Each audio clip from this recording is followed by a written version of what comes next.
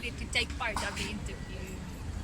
Why did I decide to take part of the interview? Well, I always like to support people that are trying to create content on YouTube for one.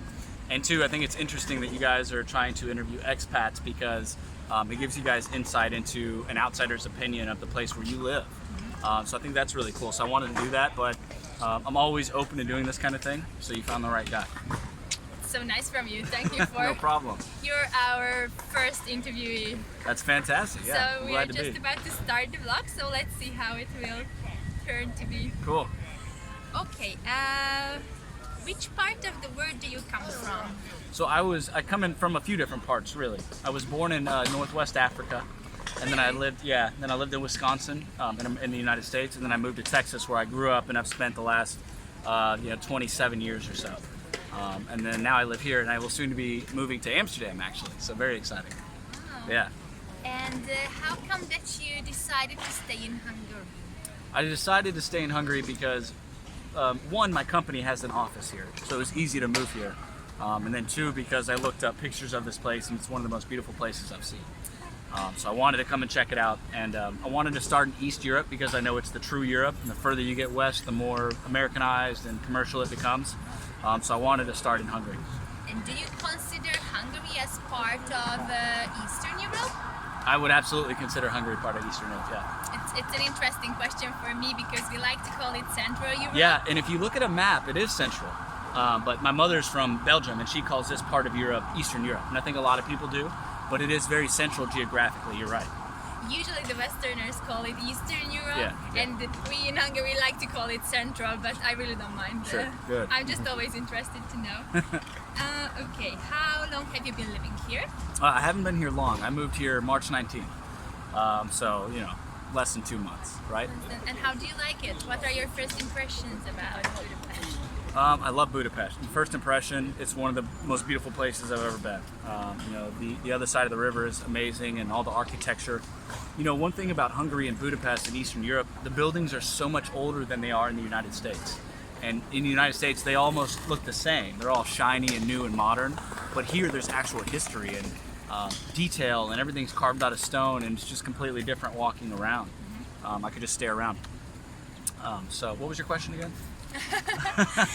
What are your first impressions about Budapest? Sure. So again, architecture is beautiful. I will say that the language barrier here for somebody that only speaks English is a real problem. You speak English very well, and so do you.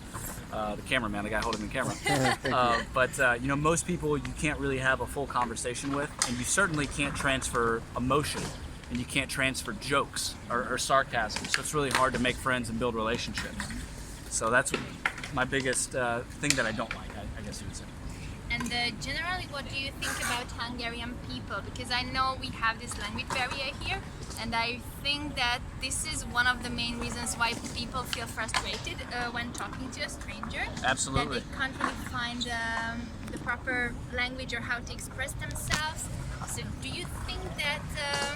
Okay, let me just ask, what do you think about Hungarian people? Sure. And without speaking the language, I can tell you that you can tell a lot about somebody by their body language and how they interact with other people, whether you speak the language or not. So what I can tell you is Hungarian people are fantastic, very nice and easygoing, and they're not looking for trouble most of the time. But outside of that, trying to build an actual relationship with them is quite difficult. Mm-hmm. And do you think that the main reason of this is the language barrier or something else? Yeah, the language barrier. If I were able to, let's say everybody spoke fluent English here, but they were still Hungarians, I'd be able to make friends all over the place. Mm-hmm. But it's very difficult to make real friends here because of the language barrier. You just can't connect with people. Mm-hmm. But again, that being said, I think you can still get a sense of how the people live and their traditions and their values, and what kind of people they are at their core just by the way they walk around and the way that they act and the way they treat each other. And are you part of the expat community here in Budapest? Do you know some expats here already? Yes and no. Not as involved as I should be, but I am a part of some Facebook groups. I haven't attended any meetups yet, just because I knew I wasn't going to be here very long. Mm-hmm. So yes and no, just a little bit. And do you have Hungarian friends? Yes, actually. Somebody I worked with here in Hungary, his name's Adam, great guy, and he took me under his wing, you could say. Like the very first couple of days I was here, he took me out and paid for my drinks and my dinner, and kind of took me around and showed me around a few things here in Budapest. So yeah, I would say I have a couple Hungarian friends, but not very many. Nice. We hope you will have more and more soon. Absolutely. I've got 2 more right here. Oh yes, of course. Which things do you miss here? So anything what you That I miss from back home? miss from back home or from anywhere else from the world? Yeah, besides the people that were in my life in America, my friends and my family, I miss having a car. I bought a little scooter, which is fine, but you know, I can't take a trip to Auschwitz or, you know, drive on my own to another country because I don't have a car here. But outside of that, I really don't miss too much, honestly. There's a lot of parallels between Hungary and America, and honestly, probably the rest of the world. Once you get to a big city like this, you have all the restaurants you could possibly want to go to, all the nightlife that you could want. It's very similar in America. So outside of just like the people that were in my life and transportation and like the minimalist type of things, there's really not that much. It's pretty cozy here. Any food or drink you're missing from America?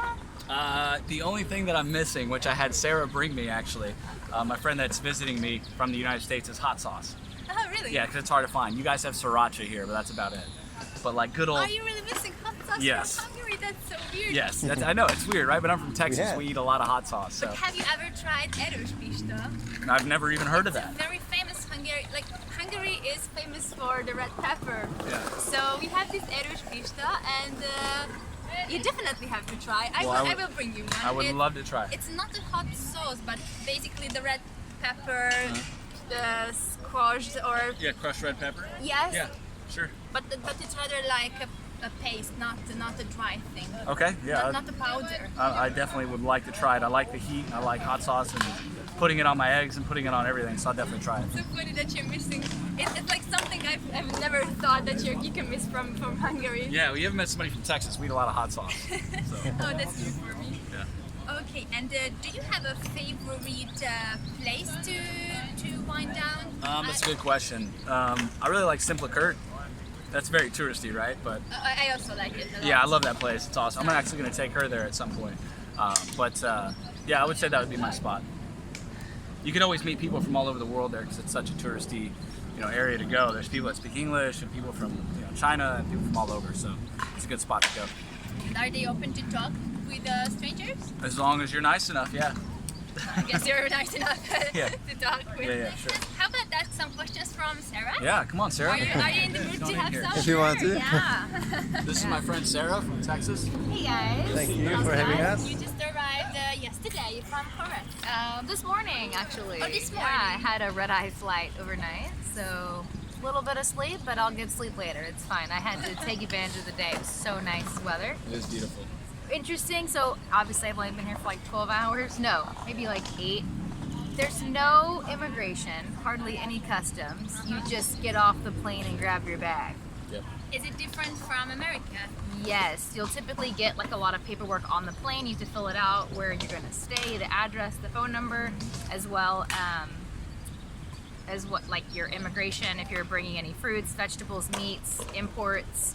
There was no screening for that here. I was surprised because I made it all the way here with a pear in my bag. I was supposed to eat the pear on the plane, but it didn't happen. So I have an American pear here. Don't take me to jail for the pear. They won't take you. Okay. And what are your first impressions about Budapest? Maybe you haven't seen so much yet, but just anything in your mind? I would say that there's not any overweight people here. Yes. Everyone looks in shape and healthy. Yes. Yeah. It's good to hear. People, but maybe Come visit Texas and you'll see a lot of overweight people. are there many? Oh, Yes. good Lord, you have no idea. Everybody's fat. But here it's like 90-95% of people are in shape, so it's kind of incredible. It's interesting because the traditional Hungarian cuisine is not very healthy. It's with lots of potatoes, onions, some grease, meat. So That you're- all sounds like healthy food to me, actually. Because it's all whole. The typical problem in the United States is I wouldn't blame the people anymore. When I was younger, I used to think, oh, they're being lazy or unhealthy. But the bigger problem is that the consumption of processed foods, the large corporations cut a lot of corners to save money and create profit. And that's what's driving the overweight problem and the health crisis in the United States. From my opinion, I can't say for a fact. I think it's almost fact. They put a lot of chemicals in the food Yes. that allow, just it makes you fat, right? So Is it? Do you find it harder to eat healthy in America Very hard. because of that? very Yes. hard, very hard. And is it also more expensive than I guess it is? If you want to eat better food, like more natural, organic food, it's more expensive than the chemical-filled foods or the processed foods, like Sarah was saying. It's backwards, and it's a real problem. And it's unfair to people because people Yeah. are dying from this because they have no choice. They go to the grocery store and they buy foods that are assumed to be healthy, but it turns out it's not. It's full of sugar and carbs and all sorts of things. And I guess some people just don't have enough money to pay for all those No. healthier So options. you have to do an extensive amount of research to understand what the labels mean. Because the labels manipulate you to think it's healthy when it's not. So it may say organic, but then it's a very high processed wheat. It's almost pure sugar. So you may think that you're buying something healthy, but unless you really understand biochemistry and the research behind it, it's hard to discriminate and understand Yeah, the But the difference. labels must contain everything, right? So it does. Yes, but we must read all labels in details to know whether it's a real. Right. exactly. And unfortunately, as the years go by, the labels are becoming more arbitrary and companies are learning how to cheat the label. And now we have nothing to be able to guide us.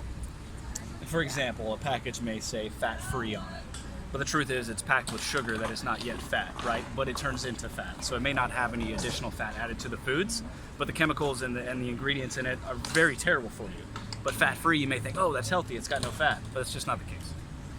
We have this in Europe as well, and in Hungary it's also a problem. But I think you can just go to the market, and then we still have many healthy veggies and fruits for quite a cheap price. Yes.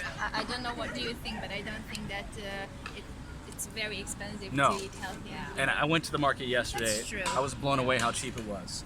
I think I bought all of my groceries for like 30 or 40 US dollars, and it's all healthy. It's all organic, unprocessed eggs, unprocessed vegetables, unprocessed turkey meat, and it was really cheap. So I'm pretty excited about that, and I hope it's the same in Amsterdam.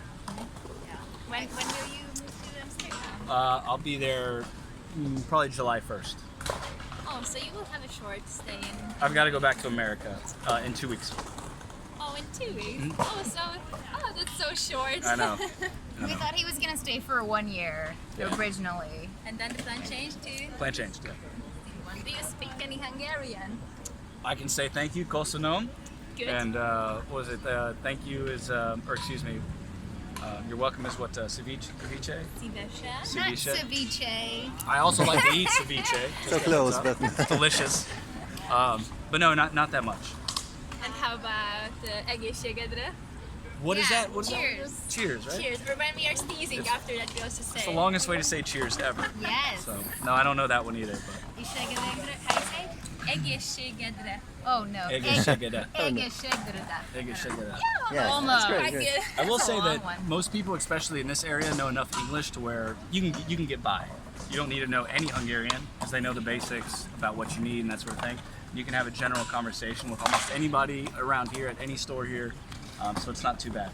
And actually, Hungarian is not the easiest language, so I heard it's one of the hardest. if you just have a short time to stay here, then it might not be worth to learn it in details. Exactly. Right. So whenever you guys go to restaurants, they automatically speak Hungarian first? But they see us and they automatically know that we don't because they see me and they speak English. So that means they just interpret that I'm it's not. a nice restaurant where they speak English and they think that they have to use English. But maybe it's because we are in the city center now. Uh-huh. So if you would go to some of the outer districts, wouldn't know. I don't think they would start with the English. No. Okay. Yeah, the city center is a bit different. I think that here more people can speak English. But just go to the outer districts and you will see that no one will speak Goes away. English to you. Yeah. Okay, well, thank you so much for this. Absolutely. This is the last decade. Let's not pretend we've changed. Come back home.